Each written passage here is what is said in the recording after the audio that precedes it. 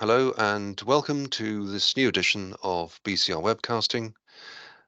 Today I'm very happy to be joined by Freddie Rugginz, who's Head of Supply Chain Finance, EMEA and APAC at JP Morgan. Freddie, welcome. Thank you. Freddie's going to be talking at our Supply Chain Finance Summit, which will take place in Madrid on the 24th and 25th of January.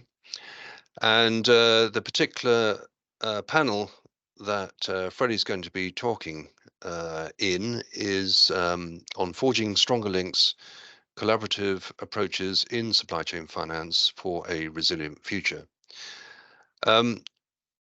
Freddie, I think this is going to be a very interesting panel, and I think it's interesting how we've seen this whole area develop in terms of fintechs collaborating with banks, and this all seems to have stemmed from the banking crisis, or just after the banking crisis. Fintechs started to rise and an increase in number, and now we have lots of them everywhere.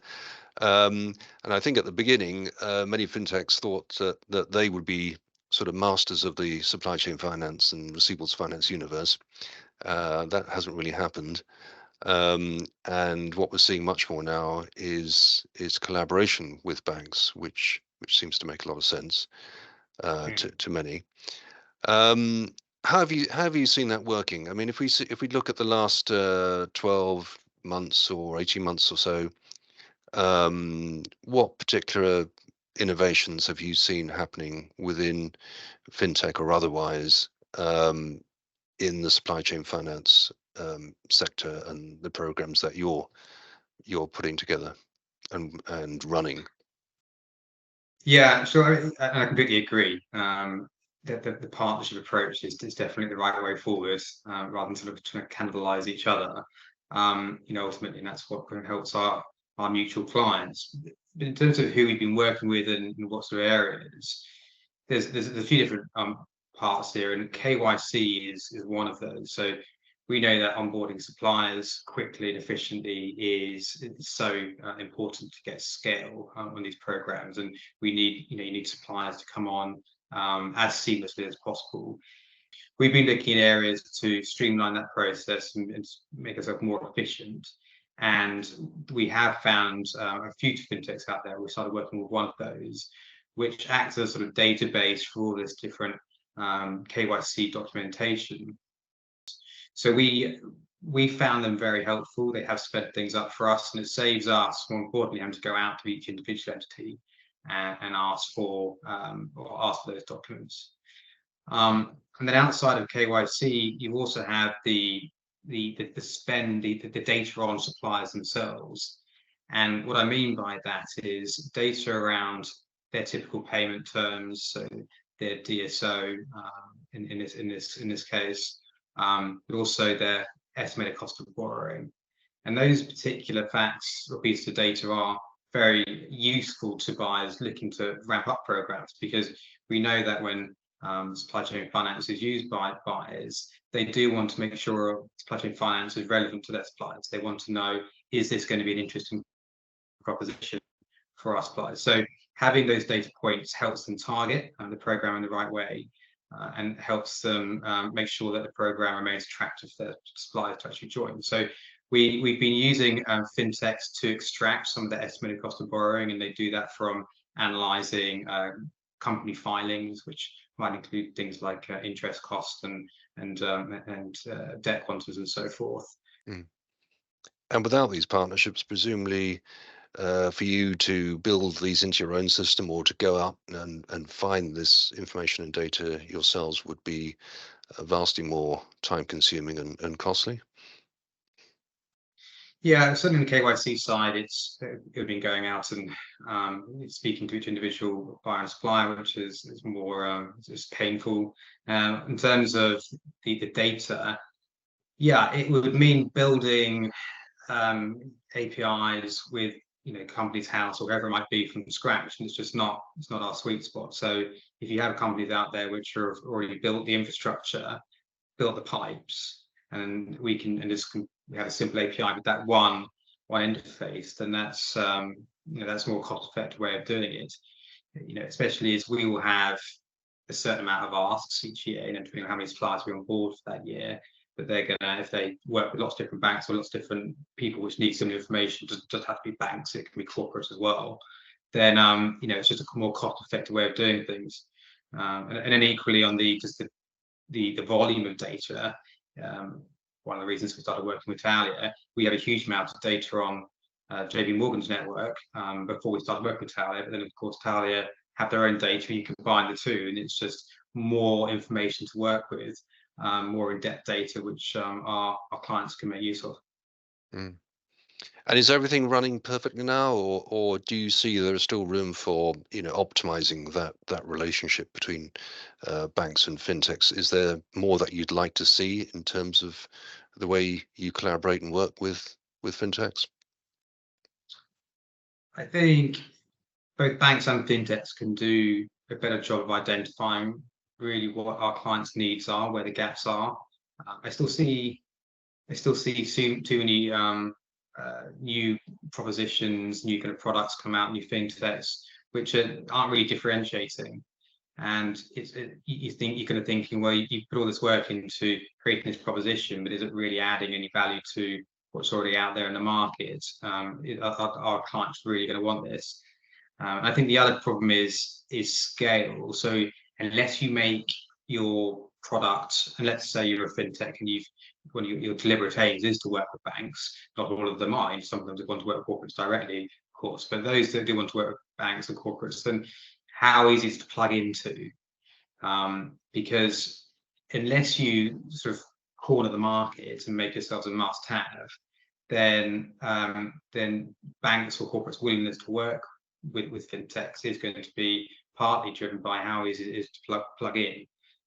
So if you're going to making it a complex integration, which involves connectivity to the ERP and a big technology project, then people are going to shy away from that because they just don't have the resource budget or the inclination to spend that time on it. Do you think everyone now is talking about AI, of course? Do you think AI, machine learning, do you think that's going to have a big impact in terms of working with fintechs? Do you see that, or do you see challenges arising, difficult challenges arising for this, or is it too early to have an opinion on it? No, I think you can definitely see where it could be helpful. Now, supply chain finance, traditional supply chain finance, payables finance, where you have the IPU, the irrevocable payment undertaking from the buyer.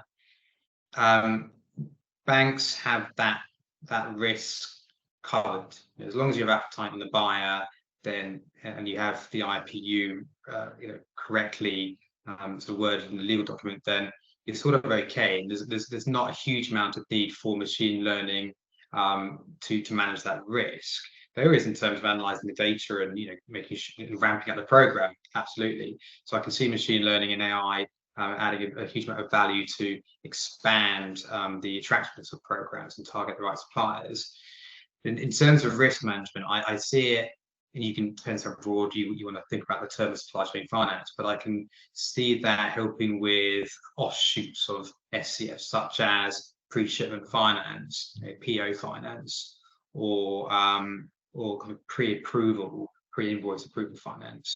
So, i.e., a little bit further back in the chain, in the supply chain, any time before you have that approval from the buyer, where you are taking more of a risk on the supplier, and that's where banks are going to need to catch up with them to this, in terms of what the regulators do as well, in terms of how we analyze this risk. But those sorts of areas are really never going to get scale until we move away from a balance sheet type analysis. As long as you're doing a balance sheet lend on suppliers, then it's no different to what local banks can do right now, regional banks. So to get scale and really make it attractive, you need to be analysing the flows between that supplier and the buyer, doing historic analysis of how likely the supplier is to fulfil their contractual obligations with the buyer, and similar to the other buyers in similar industries. So if you can take and there's companies already doing this. You do have the likes of Advise, which are out there, and they do the pre-approval financing. They've got their own sort of algorithms which claim to be very effective at doing that. So the industry is already embracing it. I just think there is further to go, and I think for that to happen, regulators and how banks analyze risk need to sort of catch up. Yeah, I think